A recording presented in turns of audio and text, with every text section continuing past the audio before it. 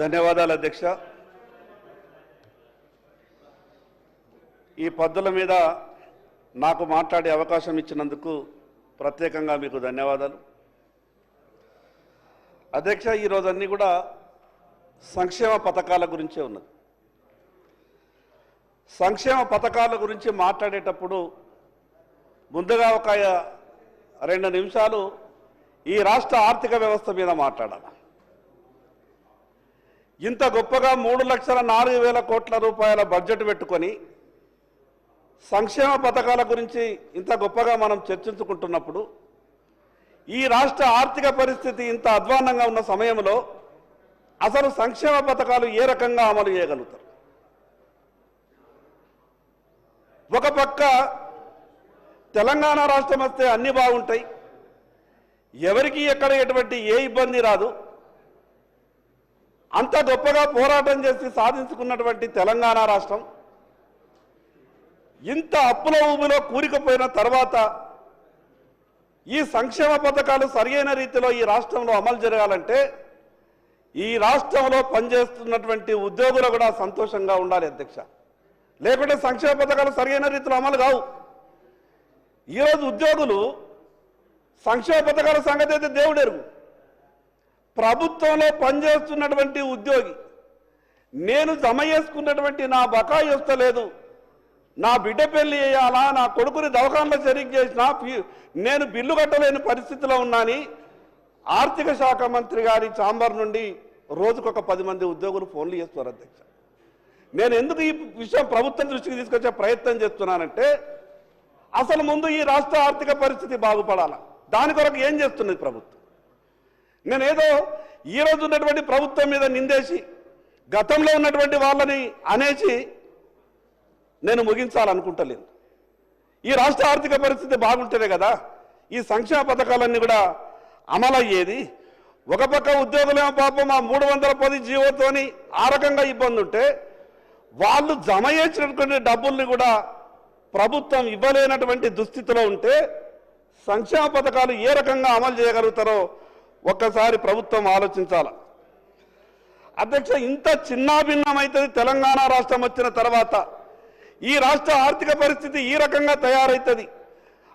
అసలు జీతాలు ఇవ్వలేనటువంటి స్థితిలో సంక్షేమ పథకాలు అమలు చేయలేనటువంటి పరిస్థితిలో ఉంటామని ముందే ఆనాడు తెలిసి ఉంటే అంతమంది అమరులయ్యేవారు కారు అధ్యక్ష. ఎంతో గొప్ప కలలు కన్నాం. మన తెలంగాణ రాష్ట్రం మనకొస్తే సమర్థవంతమైనటువంటి పాలకులు మన దగ్గర ఉన్నారు. సర్ప్లస్ బడ్జెట్తో మనమంతా కూడా వేరుపడుతున్నాం. గొప్పగా ఈ రాష్ట్రాన్ని పరిపాలించుకుంటామని ఎన్నో కలలు కానీ ఈ రాష్ట్రాన్ని సాధించుకుంటే 11 సంవత్సరాలలో ఈ రాష్ట్రానికి ఈ రకమైనటువంటి పరిస్థితి వస్తుందని ఎవరు ఊహించలేదు అధ్యక్ష. అధ్యక్ష, ముఖ్యమంత్రి గారిని ఈ సందర్భంగా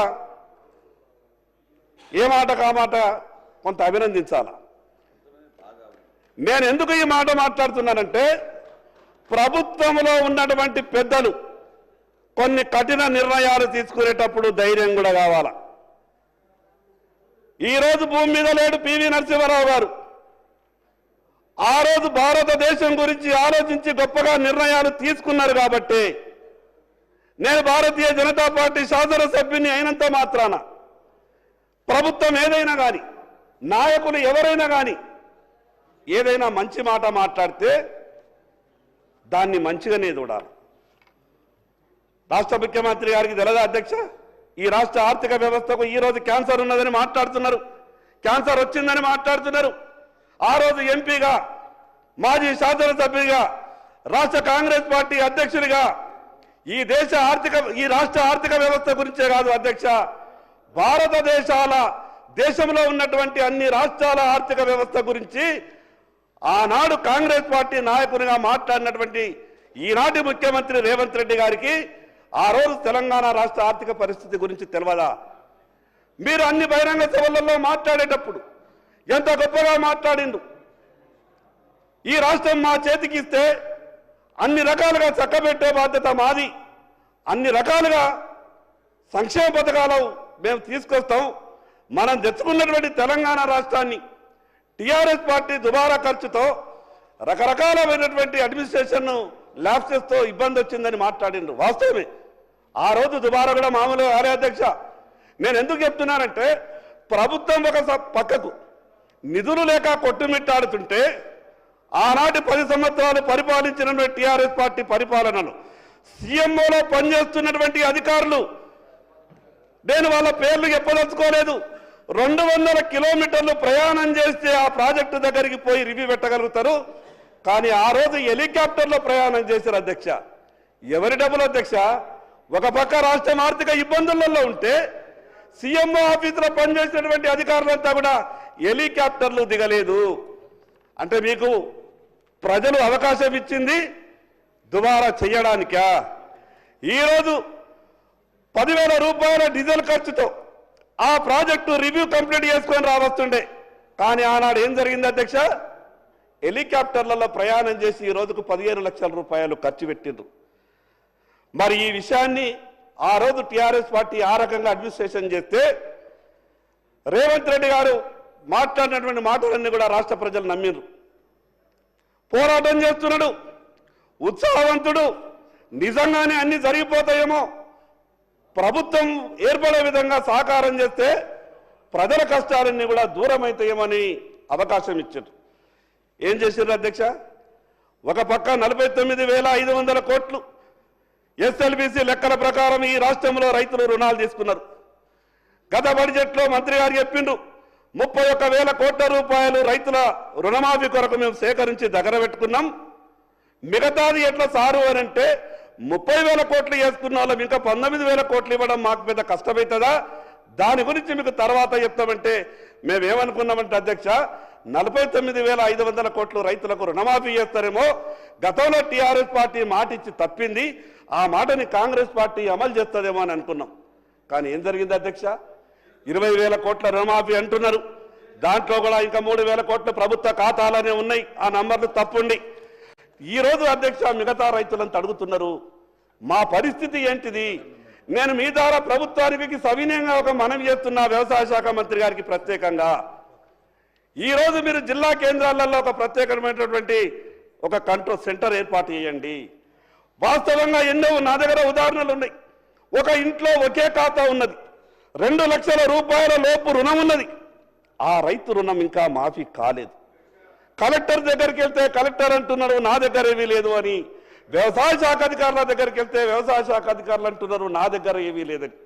నేనేమంటున్నానంటే మీరు గొప్పగా అమలు చేస్తామంటున్నారు కాబట్టి ఆ విషయం మీద దృష్టి పెట్టండి, వాళ్ళు పడుతున్నటువంటి బాధను అర్థం చేసుకోండి, మిగతా విషయాలు ప్రభుత్వం నుంచి స్పష్టంగా జవాబు చెప్పాలని నేను ప్రయత్నం చేస్తున్నా అధ్యక్ష. నేను మిగతా విషయాల జోలికి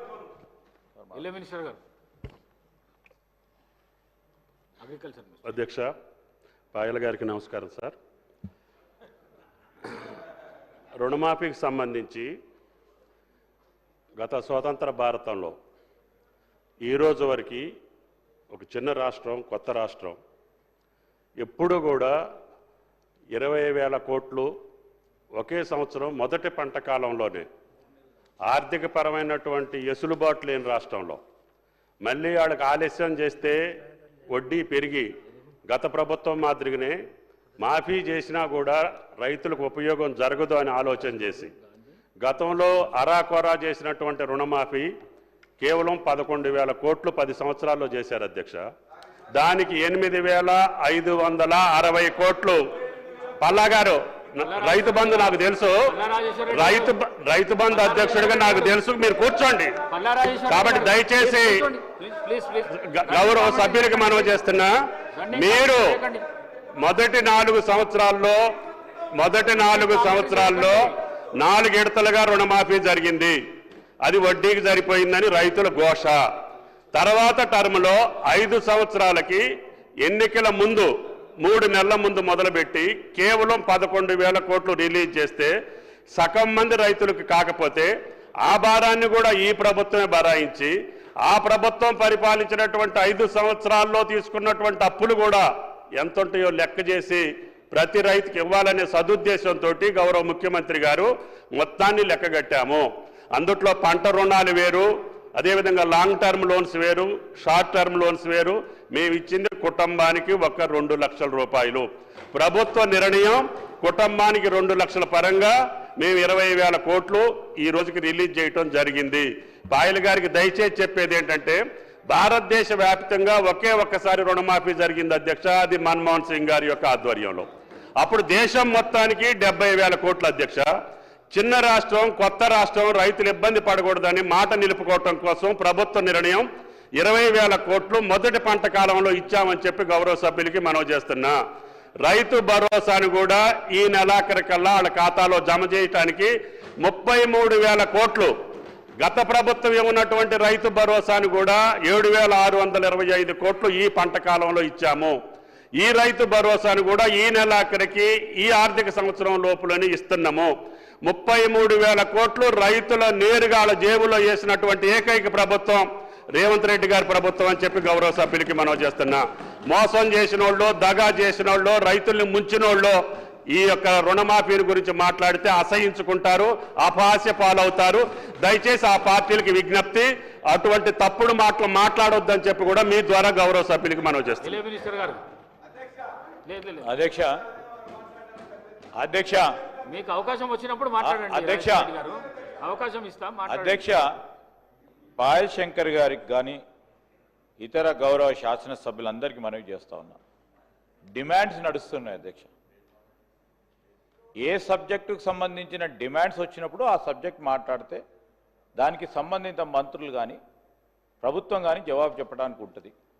డిమాండ్స్ అనే అంశానికి వచ్చేవరకు ఈరోజు మనం ఇండస్ట్రీస్, ఐటీకి సంబంధించి, పంచాయతీరాజ్కి సంబంధించి, మా ట్రాన్స్పోర్ట్ బీసీ వెల్ఫేర్కి సంబంధించిన డిమాండ్స్ అంశాలు మాట్లాడాలని మీ ద్వారా గౌరవ సభ్యులను కోరుతా ఉన్నాను అధ్యక్ష. ఇప్పుడు చాలా డిమాండ్స్ ఉన్నాయి, అనేక. రేపొద్దున పవర్ డిమాండ్ ఉంది, మొన్న అగ్రికల్చర్ డిమాండ్ అయిపోయింది. ఆ డిమాండ్కి సంబంధించి వారి సభ్యులకు అవకాశం ఇచ్చినాము.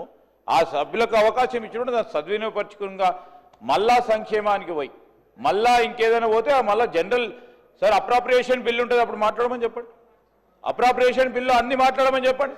స్పెసిఫిక్గా ఈ హౌస్ డిమాండ్కి సంబంధించి ప్రస్తావన చేసి హౌస్ టేబుల్ పైన పెట్టినప్పుడు ఆ డిమాండ్స్ పరంగానే మాట్లాడేటట్టు మీరు కూడా గౌరవ సభ్యులకు తెలియజేయాల్సిందిగా మీకు కోరుతా ఉన్నాను అధ్యక్ష. అధ్యక్ష, పాయల్ శంకర్ గారు, నేను ప్రభుత్వాన్ని విమర్శించాలని దురుద్దేశంతో నేను మాట్లాడతలేను అధ్యక్ష. అధ్యక్ష, సంక్షేమ పథకాల మీద, సంక్షేమ పథకాలకు సంబంధించినటువంటి ఆ పద్ధతుల మీద చర్చ జరుగుతున్నటువంటి సందర్భంలో రాష్ట్ర ఆర్థిక పరిస్థితి బాగుంటేనే కదా మనం సంక్షేమ పథకాలు అమలు చేయగలుగుతామని చెప్పే ఉదాహరణలో మాత్రమే ఈ విషయం చెప్పిన అధ్యక్ష. ప్రభుత్వం బాగుంటేనే సంక్షేమ పథకాలు అమలవుతాయి. ప్రభుత్వం బాగుండడం అంటే ఏమధ్యక్ష? ఈ ఆర్థిక పరిస్థితి బాగుండాలి. ఆర్థిక పరిస్థితి బాగుండడానికి ప్రభుత్వం తీసుకున్నటువంటి చర్యల మీద కూడా చర్చ జరగాలి అధ్యక్ష. పరిపాలన అంటే కేవలం అప్పులు తీసుకురావడం, ఉన్న భూముల్ని అమ్మడమే పరిపాలన కాదు అధ్యక్ష. భూములు అమ్మడానికి పాలకులు ఎందుకు అధ్యక్ష? భూములు అమ్మడానికి పాలకులు అవసరం లేదు, రియల్ ఎస్టేట్ ఏజెంట్లు సరిపోతుంది. పాలకులుగా మనం ఈ రాష్ట్ర సంపదను పెంచాలా. రాష్ట్ర సంపదను పెంచిన తర్వాత ఈ రాష్ట్ర ప్రజలకు ఆర్థిక ఫలాలు పంచాలా. నేను ఎందుకు ఈ విషయం చెప్తున్నట్టు అధ్యక్ష, ఒకరోజు 96లో ఇదే హౌజ్లో ఉమ్మడి ఆంధ్రప్రదేశ్ రాష్ట్రం ఉన్నప్పుడు, ఇదే హౌజ్లో ఉమ్మడి ఆంధ్రప్రదేశ్ రాష్ట్రం ఉన్నప్పుడు పాయల్ శంకర్ గారు ప్లీజ్ మీరు డిమాండ్స్ పైనే మాట్లాడండి ప్లీజ్. మా పాయల్ శంకర్ గారు మాట్లాడుతూ ఉన్నారు. కేంద్రంలో ఉన్న వారి సర్కార్ ప్రైవేటీకరణ చేయాలనే ఉద్దేశంతో ప్రభుత్వ రంగానికి సంబంధించిన ఎన్ని సంస్థలను అమ్మకానికి పెట్టడం జరిగింది. ప్రైవేటైజ్ చేయడానికి ఆఖరికి డిఫెన్స్ సెక్టర్ను కూడా ప్రైవేటైజ్ చేస్తూ ఉన్నారు. ఎల్ఐసికి సంబంధించిన అంశం ప్రతి ఒక్కరికి కూడా తెలుసా, కోట్లాది మంది ఈరోజు దాని పరంగా విచారం వ్యక్తం చేస్తా ఉన్నప్పటికీ మేము ఖచ్చితంగా చేస్తాం. అంటే నిధుల సమీకరణ విషయంలో కేంద్రంలో తీసుకున్న నిర్ణయానికి వారు మద్దతు పలుకుతూ రాష్ట్ర ప్రభుత్వానికి సంబంధించి ఈరోజు నిధుల సమీకరణ చేసుకోవాలి, సమకూర్చాలి, ప్రభుత్వ సంక్షేమ పథకాలను అమలు చేయాలనే ఓ లక్ష్యంతో ముందుకు పోతే దీన్ని మాత్రం క్రిటిసైజ్ చేస్తారు. ఒక విధానం అటువైపు, ఒక విధానం ఇటువైపు. ఏంది అధ్యక్ష? పాయల్ శంకర్ గారు బాగా చదువుకున్న వ్యక్తి, ఆ అవగాహన ఉన్న వ్యక్తి. కేంద్ర ప్రభుత్వం అయితే కరెక్ట్ అట, రాష్ట్ర ప్రభుత్వం చేస్తే తప్పట. ఇదేంది అధ్యక్ష? ఇది నేను మళ్ళొక్కసారి దయచేసి కోరుతా ఉన్నాను, సంక్షేమ పథకాలకు సంబంధించి పద్దుల్లో, సంక్షేమ పథకాలకు సంబంధించిన పద్దుల విషయంలో వారు వచ్చినప్పుడు వారు కానీ వారి సభ్యులు కానీ మాట్లాడమని చెప్పండి అధ్యక్ష. ఈరోజు డిమాండ్స్ ఉన్నాయి, చాలా డిమాండ్స్ ఉన్నాయి. ఆ డిమాండ్ సంబంధించి రాత్రి 8 అవుతుందో 9 అవుతుందో ఇంకా చాలా మంది సభ్యులు కూడా దీంట్లో పాల్గొనే అవకాశం ఇవ్వాలని మిమ్మల్ని కోరుతా ఉన్నారు.